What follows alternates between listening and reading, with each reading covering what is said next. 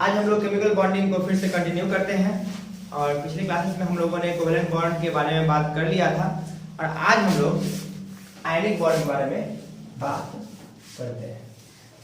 Ionic bond, ठीक है। तो बात करते हैं कि आयनिक बॉन्ड क्या है।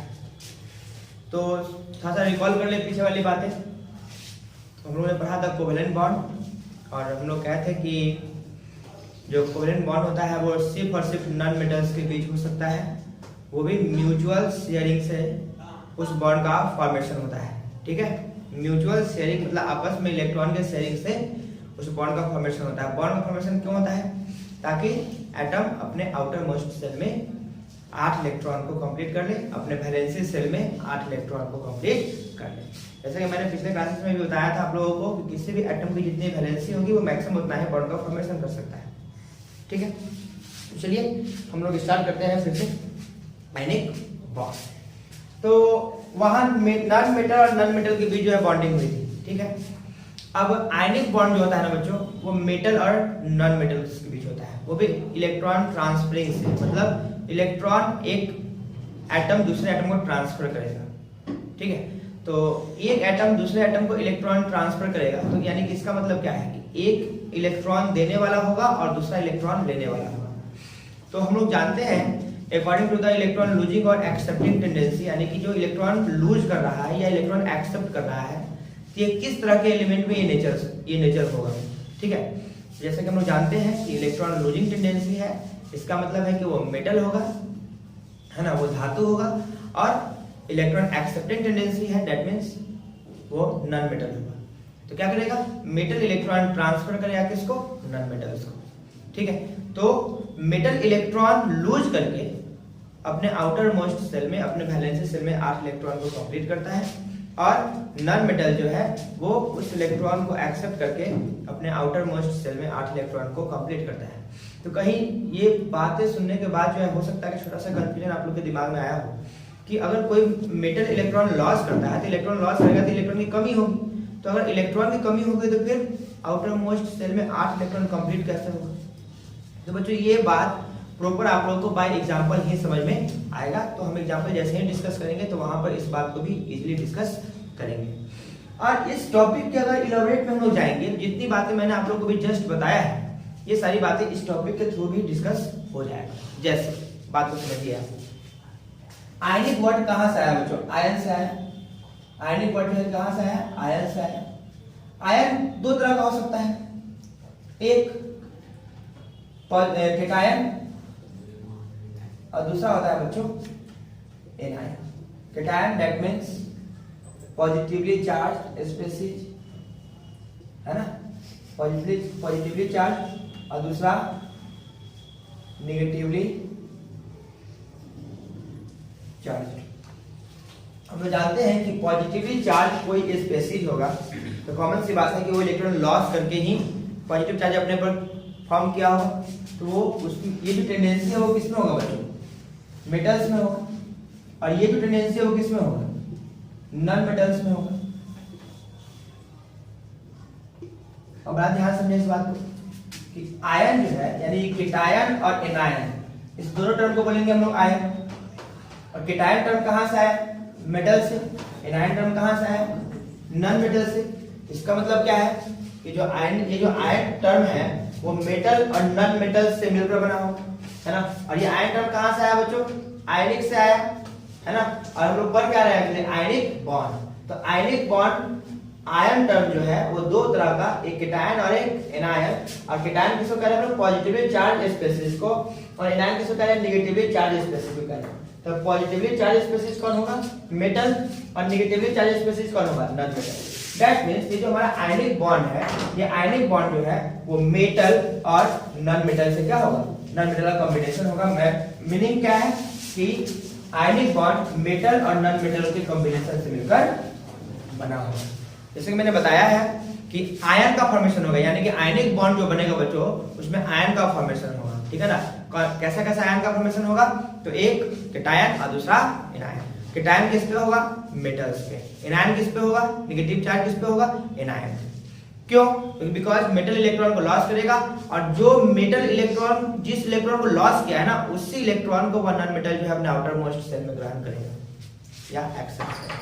ठीक है, तो इस तरीके से हम लोग आयनिक बॉन्ड को इजीली समझ सकते हैं। और ध्यान रहे कि आयनिक बॉन्ड का फॉर्मेशन तभी पॉसिबल है जब मेटल इलेक्ट्रॉन जो है क्या करे, ट्रांसफर करे, किसको?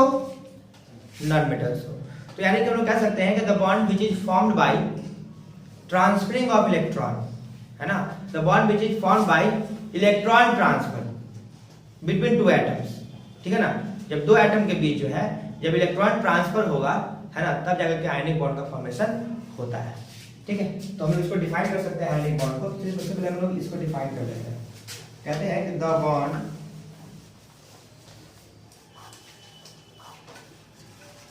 which is formed by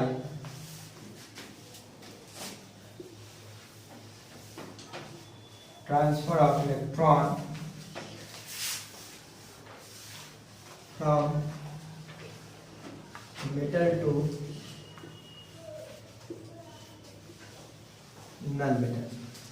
ठीक है ना, क्या कह रहे हैं कि वैसा बॉन्ड जो इलेक्ट्रॉन ट्रांसफर से बने, वो भी किससे किसको इलेक्ट्रॉन ट्रांसफर होगा, तो मेटल से नॉन मेटल। क्यों इलेक्ट्रॉन ट्रांसफर करेगा?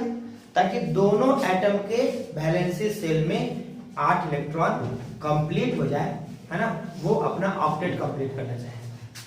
ठीक है, तो ये तो क्लियर हो गया कि जो भी आयनिक बॉन्ड होगा वो सिर्फ और सिर्फ मेटल और नॉन मेटल्स के बीच ही हो सकता है। ठीक है ना, जो भी आयनिक बॉन्ड होगा वो सिर्फ और सिर्फ मेटल्स और नॉन मेटल्स के बीच ही हो सकता है। तो अब हम लोग इसी इलेक्ट्रॉन ट्रांसफर को, है ना, हम लोग इसी इलेक्ट्रॉन ट्रांसफर को हम लोग एग्जांपल के थ्रू समझने का प्रयास करते हैं। ठीक है ना, तो चलिए हम लोग अब कुछ एग्जांपल्स को डिस्कस कर लेते हैं।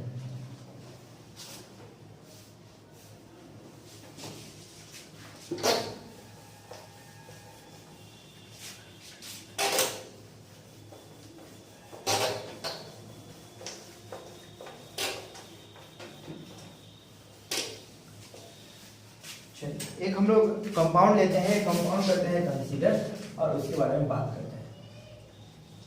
NaCl, बच्चों इसको कहते हैं हम लोग सोडियम क्लोराइड। सोडियम क्लोराइड तो कॉमन सी बात है, सोडियम हमारा मेटल है और क्लोरीन क्या है, नॉन मेटल है।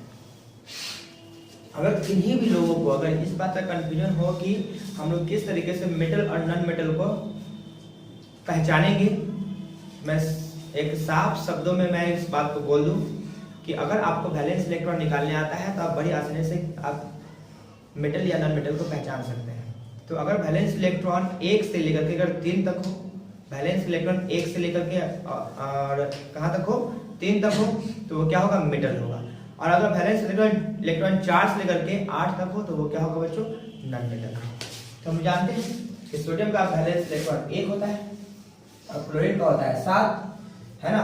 तो 1 से 3 क्या होगा बच्चों, मेटल, और 4 से 8 होगा बच्चों नॉन मेटल। ठीक है ना। वैसे 8 जो भी हमारा बैलेंस सिस्टम में 8 इलेक्ट्रॉन है तो उसको हम लोग स्पेशली क्या कहते हैं बच्चों, नोबल एलिमेंट्स कहते हैं, है ना। और ये सारे के सारे कौन से फॉर्म में होते हैं, गैसेस फॉर्म में होते हैं, इसलिए इसको हम लोग नोबल गैस भी कहते हैं, नोबल एलिमेंट और गैस। ठीक है, तो क्लियर हो गया कि सोडियम और क्लोरीन, सोडियम क्या है हमारा मेटल है और क्लोरीन क्या है, नॉन मेटल है। तो करना कुछ नहीं है, फिर से इसको हम लोग क्या करना है, सेपरेट करना है। तो सोडियम को सेपरेट कर दीजिए, क्लोरीन को भी सेपरेट कर दीजिए। ठीक है, और जैसा कि हम लोग पिछले क्लासेस में किए हैं कि वैलेंसी सेल के इलेक्ट्रॉन को, यानी कि वैलेंस इलेक्ट्रॉन को, किसी एटम के वैलेंस इलेक्ट्रॉन को हम लोग डॉट के द्वारा क्या करते हैं, उसके चारों ओर रिप्रेजेंट करते हैं। ठीक है, तो सोडियम के पास 1 वैलेंस इलेक्ट्रॉन होता है और क्लोरीन के पास जो है बच्चों टोटल मिला करके 7 वैलेंस इलेक्ट्रॉन होता है। ठीक है, तो आप देख रहे हैं कि इसके पास जो है 7 इलेक्ट्रॉन है आउटर मोस्ट सेल में, तो इसको 1 इलेक्ट्रॉन चाहिए अपने आउटर मोस्ट सेल में 8 इलेक्ट्रॉन को कंप्लीट करने के लिए। ठीक है, और नॉन मेटल है भी, ये चाहेगा क्या कि इलेक्ट्रॉन किसी से क्या कर ले, खींच ले। तो ये इलेक्ट्रॉन इससे खींचना जरूर चाहेगा, लेकिन ये भी जरूरी है कि इसके साथ जो दूसरा एटम हो वो इलेक्ट्रॉन देने वाला हो। दैट मींस वो मेटालिक नेचर का हो, मतलब वो उसमें इलेक्ट्रॉन लूजिंग प्रॉपर्टी हो। ठीक है, तो हम लोग देख पा रहे हैं कि सोडियम जो है वो हमारा क्या है, मेटल है, तो इलेक्ट्रॉन लॉस भी करेगा। और देखिए अब बड़ा सिंपल सिग्नेचर मिल गया, क्या ये एक इलेक्ट्रॉन लॉस करने वाला है और इलेक्ट्रॉन जो है एक्सेप्ट करने वाला है ना। तो बड़ा आसान सा बात देख लो आराम से, एक इलेक्ट्रॉन ये लूज करेगा और ये क्या कर लेगा, उसी को एक्सेप्ट कर लेगा। ठीक है, अब देखिए जैसे ये क्या करेगा, एक इलेक्ट्रॉन इसको ट्रांसफर कर दिया, क्या कर दिया बच्चों, एक इलेक्ट्रॉन इसको ट्रांसफर कर दिया। तो क्या होगा, जैसे ये एक इलेक्ट्रॉन ट्रांसफर किया तो इसके पास जो आउटर मोस्ट सेल में पहले से जो 7 इलेक्ट्रॉन था वो कितना हो गया, 8 हो गया। तो इसका तो ऑक्टेट कंप्लीट हो गया। किसका ऑक्टेट कंप्लीट हो गया बच्चों, क्लोरीन का तो ऑक्टेट कंप्लीट हो गया। अब आप सोचेंगे क्या कि इसके पास तो इलेक्ट्रॉन और घट गया, तो इसका आउटर मोस्ट सेल कंप्लीट कैसे होगा। तो देखिए मैं आंसर देखेंगे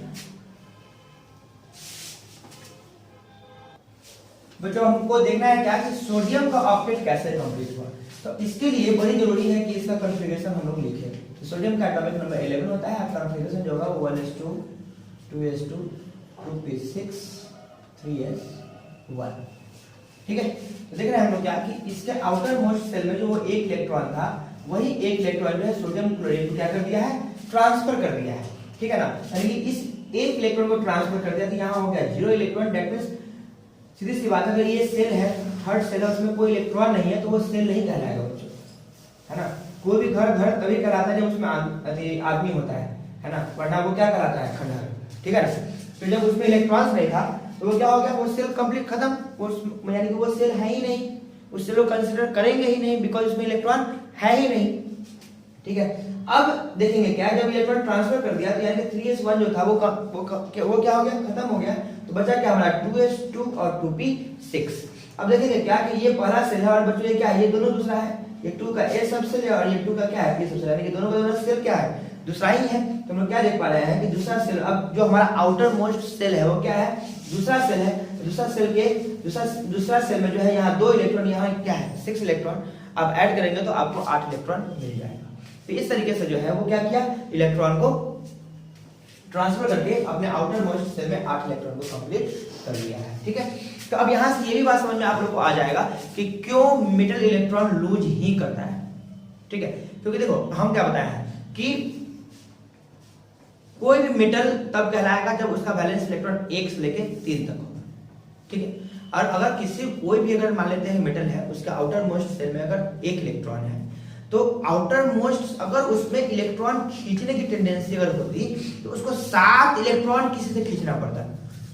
ठीक है, तो 7 इलेक्ट्रॉन कोई देने वाला नहीं है।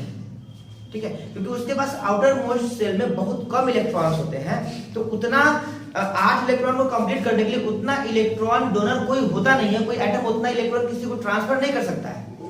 ठीक है, जिस कारण से क्योंकि उसको उतना इलेक्ट्रॉन देने वाला कोई एटम मिलेगा नहीं, तो इलेक्ट्रॉन लूज करके अपने आउटर मोस्ट सेल में 8 इलेक्ट्रॉन को कंप्लीट करता है।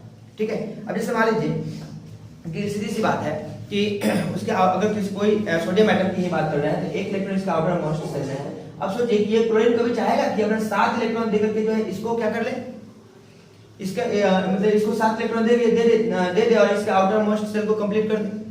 तो 7 इलेक्ट्रॉन देना ज्यादा मुश्किल है और 1 इलेक्ट्रॉन लेना कम मुश्किल है ना। अब यहाँ पर क्या है, ये अब इसको कोई देने वाला मिलेगा भी नहीं 7 इलेक्ट्रॉन, बिकॉज ज्यादा इलेक्ट्रॉन देना पड़ेगा ना किसी को, तो 7 इलेक्ट्रॉन कोई मिलेगा भी नहीं इसको देने वाला। तो ये 1 इलेक्ट्रॉन दे करके ही जो है क्या करता है, अपना भी आउटर मोस्ट सेल को कंप्लीट कर लेता है और दूसरे के भी आउटर मोस्ट सेल को कंप्लीट कर लेता है।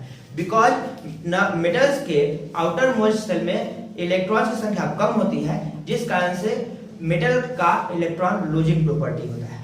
ठीक है, मान लीजिए कि मैग्नीशियम की बात करते हैं, तो मैग्नीशियम का आउटर मोस्ट सेल में क्या है, 2 इलेक्ट्रॉन है। तो अगर 8 पूरा करना है तो उसको 6 लेना पड़ेगा, तो 6 देने वाला कोई मिलेगा नहीं, तो उससे बेहतर है वो समझता है क्या कि 2 इलेक्ट्रॉन को लॉस करके ही हम अपने आउटर मोस्ट सेल को क्या कर ले, कंप्लीट कर ले। ठीक है, तो इस तरीके से नॉन मेटल जो है इलेक्ट्रॉन को लॉस करके अपने आउटर मोस्ट सेल को क्या कर लेता है, 8 इलेक्ट्रॉन से कंप्लीट कर लेता है, जिसको हम लोग कहते हैं ऑक्टेट पूरा करना। अब बड़ा ध्यान से देखेंगे बच्चों इस बात को कि सोडियम क्या किया, 1 इलेक्ट्रॉन लॉस किया। यहाँ सोडियम कितना है, संख्या में कितना है, 1 है, तो 1 सोडियम को हम लोग यहाँ पर क्या कर देंगे, लिख देंगे। ठीक है, 1 सोडियम कितना इलेक्ट्रॉन ट्रांसफर किया है, 1, तो जितना इलेक्ट्रॉन ट्रांसफर करेगा, जितना इलेक्ट्रॉन लॉस करेगा उतना उस पर क्या आएगा, पॉजिटिव चार्ज। तो 1 positive charge, sodium 1 electron loss किया है तो 1 आ गया क्या, पॉजिटिव। और क्लोरीन 1 इलेक्ट्रॉन को एक्सेप्ट किया है, तो एक, चूंकि क्लोरीन की संख्या भी एक ही है, तो एक क्लोरीन एक इलेक्ट्रॉन लिया है तो एक क्या आ गया, नेगेटिव। अब जैसे कि हम लोग जानते हैं कि यहाँ पर जो अपोजिट चार्ज आ गया है, तो opposite charge attract each other, opposite charge एक दूसरे को क्या करेगा, अपनी ओर खींचेगा, ठीक है। और दोनों जो है एक स्ट्रॉन्ग फोर्स ऑफ अट्रैक्शन से क्या होता है, एक दूसरे के साथ जुड़ जाता है ना। तो क्या बनाएगा बच्चों, NaCl, है ना।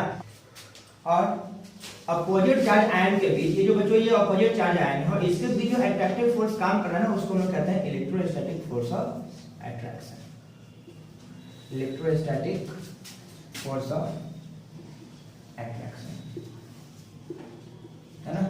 और ये जो फोर्स होता है बच्चों, ये बहुत मजबूत फोर्स होता है, बहुत स्ट्रांग फोर्स होता है, ठीक है ना। और हम लोग कहते भी हैं कि जो हमारा आयनिक कंपाउंड जो होगा, यानी कि जो भी एटम्स है, अगर उसके बीच अगर आयनिक बॉन्ड पाया जाता है तो वो एक दूसरे के साथ बहुत मजबूती से बंधे हुए होते हैं, है ना। और उन लोगों का मेल्टिंग पॉइंट, बॉइलिंग पॉइंट भी काफी हाई होता है, ठीक है ना। मतलब कि अगर वो सॉलिड फॉर्म में है तो सॉलिड फॉर्म से अगर लिक्विड फॉर्म में कन्वर्ट करना है तो आपको ज़्यादा एनर्जी जो है क्या करना पड़ेगा, देना पड़ेगा, उसको ज़्यादा हीट करना पड़ेगा, है ना। या अगर उसको लिक्विड से अगर गैस में कन्वर्ट करना है तो कॉमन सी बात है, मेल्टिंग पॉइंट ज़्यादा होगा तो उसका बॉइलिंग पॉइंट भी क्या होगा, उससे ज़्यादा होगा, ठीक है।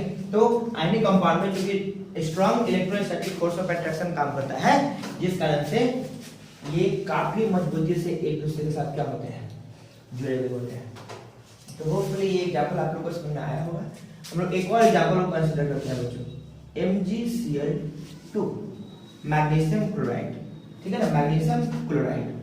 तो हम लोग क्या करें, फिर से जो जो एटम्स है सबको सेपरेटली हम लोग क्या करेंगे, लिख लेंगे। यहाँ दो क्लोरीन है, दोनों क्लोरीन को मैंने अलग कर दिया है, ठीक है। अब मैग्नीशियम के आउटर मोस्ट सेल में 2 इलेक्ट्रॉन्स हैं और क्लोरीन के आउटर मोस्ट सेल में 7 इलेक्ट्रॉन्स हैं। मैग्नीशियम भी चाहेगा कि इलेक्ट्रॉन अपने आउटर मोस्ट सेल में 8 इलेक्ट्रॉन को कंप्लीट करना, और ये दोनों क्लोरीन चाहेगा कि उसके भी आउटर मोस्ट सेल में 8 इलेक्ट्रॉन क्या हो जाए, कंप्लीट हो जाए। तो मैग्नीशियम इलेक्ट्रॉन देकर खुश है और क्लोरीन क्या है, इलेक्ट्रॉन लेकर खुश है। तो क्या करेगा बच्चों, इसके पास एक इलेक्ट्रॉन की कमी है तो वो एक इलेक्ट्रॉन इस मैग्नीशियम से क्या कर लेगा, खींच लेगा, या यूं कह दे कि मैग्नीशियम इसको एक इलेक्ट्रॉन ट्रांसफर कर देगा, ठीक है। और क्योंकि एक इलेक्ट्रॉन इसके पास अभी भी है बचा हुआ, तो क्लोरीन का आउटर मोस्ट, देखिए एक क्लोरीन का तो ऑक्टेट कंप्लीट हो चुका है, अब इस क्लोरीन का बाकी है, तो एक इलेक्ट्रॉन अभी भी मैग्नीशियम के पास है, तो मैग्नीशियम एक इलेक्ट्रॉन इस क्लोरीन को ट्रांसफर कर देगा, ठीक है ना। तो इस तरीके से क्या देखिए कि मैग्नीशियम के आउटर मोस्ट सेल में 2 इलेक्ट्रॉन था और एक इलेक्ट्रॉन दिया इस क्लोरीन को और एक इलेक्ट्रॉन दिया इस क्लोरीन को, है ना। इस तरीके से जो है मैग्नीशियम 2 इलेक्ट्रॉन देकर के जो है अपना आउटर मोस्ट सेल को कंप्लीट कर लेता है, यानी कि 8 इलेक्ट्रॉन कंप्लीट कर लेता है, और क्लोरीन जो है एक एक इलेक्ट्रॉन को लेकर के जो है क्या है, अपने आउटर मोस्ट सेल को कंप्लीट कर लेता है, ठीक है। आप देखेंगे कि कैसे, तो हम जानते हैं कि इसका एटॉमिक नंबर 12 होता है, कॉन्फ़िगरेशन जो होगा वो 1s2 2s2 2p6 और 3s2 होगा। 2 इलेक्ट्रॉन इसका आउटर मोस्ट सेल में था, उसको वो डोनेट कर दिया है, उसको वो दे दिया है, तो ये सेल क्या हो गया बच्चों, खत्म हो गया।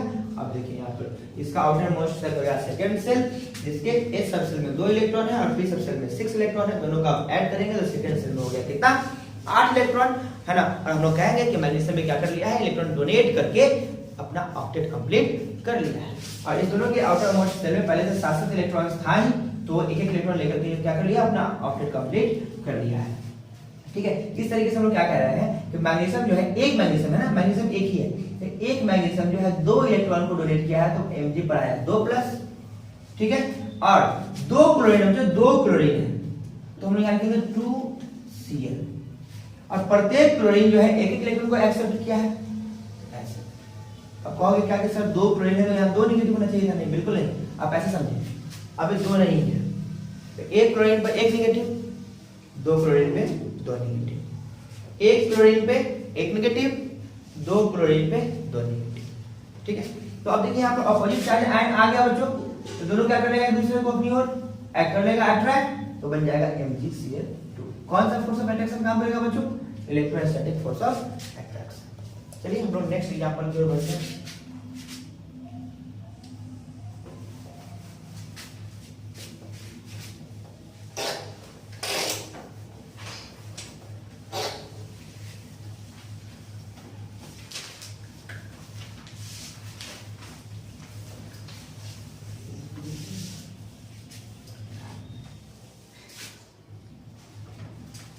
एक और एग्जांपल देखते हैं हम लोग, Al2O3, ठीक है। 2 एल्युमिनियम है बच्चों, 2Al को अलग कर दीजिए, 3 ऑक्सीजन है, 3 ऑक्सीजन को क्या कर दीजिए सेपरेट कर दीजिए। सारे के जो भी वैलेंस इलेक्ट्रॉन है उनको डॉट के द्वारा आप यहाँ पर रिप्रेजेंट कर दीजिए और ऑक्सीजन के वैलेंसी सेल के इलेक्ट्रॉन को आप बाहर में उसके सराउंडिंग दिखा दीजिए। हो गया, ठीक है। अब देखिए प्रत्येक ऑक्सीजन में 2-2 इलेक्ट्रॉन की आवश्यकता है अपने आउटर मोस्ट सेल में कंप्लीट करने के लिए। इसके पास एल्युमिनियम है भी देने वाला, 2 एल्युमिनियम है, क्या करेगा ये एल्युमिनियम इसको दे देगा 2 इलेक्ट्रॉन, इसके पास इस एल्युमिनियम के पास 1 इलेक्ट्रॉन बाकी है, इसका तो ऑक्टेट हो गया कंप्लीट, बचा बेचारा ये एल्युमिनियम क्या करेगा, एक मेरे पास है तो आप एक हमसे ले लीजिए और एक जो है ले लीजिए पड़ोसी से, ठीक है। तो ये एल्युमिनियम क्या करेगा, ठीक है ले लीजिए हमसे आप, इसका हो गया बच्चों ऑक्टेट कंप्लीट, बचा इसका ऑक्टेट। तो इस एल्युमिनियम के पास ऑलरेडी 2 इलेक्ट्रॉन बाकी है और दोनों इलेक्ट्रॉन जो है इस ऑक्सीजन क्या कर देगा, ट्रांसफर कर देगा।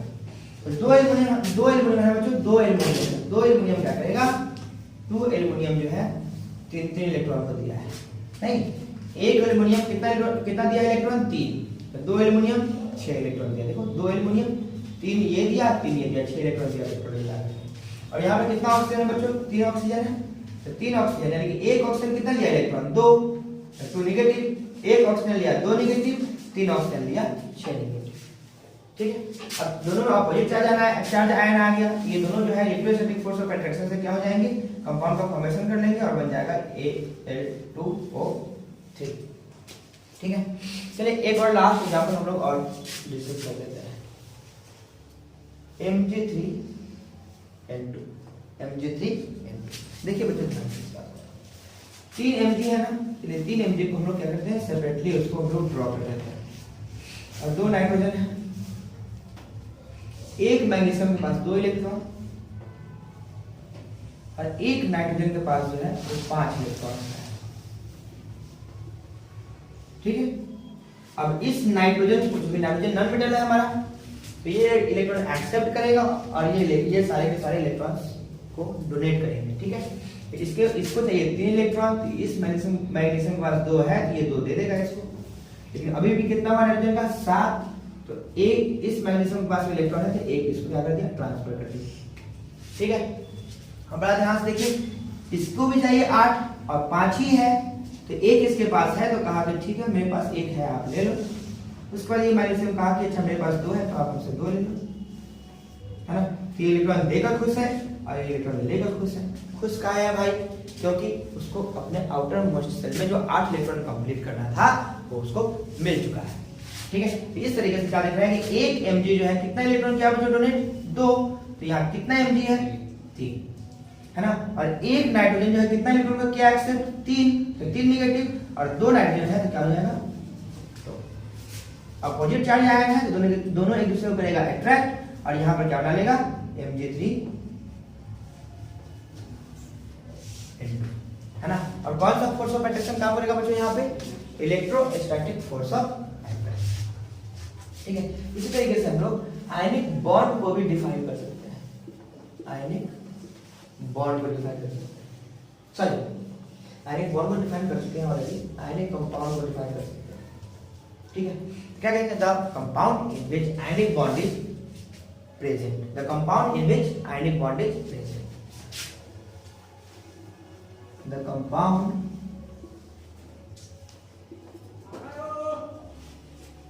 in which ionic bond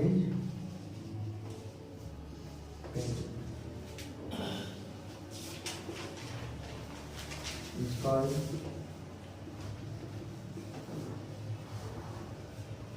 ionic compound। अभी सारे के सारे बच्चों क्या जाएंगे, Mg3N2 Al2O3 NaCl MgO जितने भी हम लोगों ने एग्जांपल्स में देखा है अभी तक, ये सारे के सारे क्या हो जाएंगे हमारे आयनिक कंपाउंड के एग्जांपल्स हो जाएंगे, ठीक है।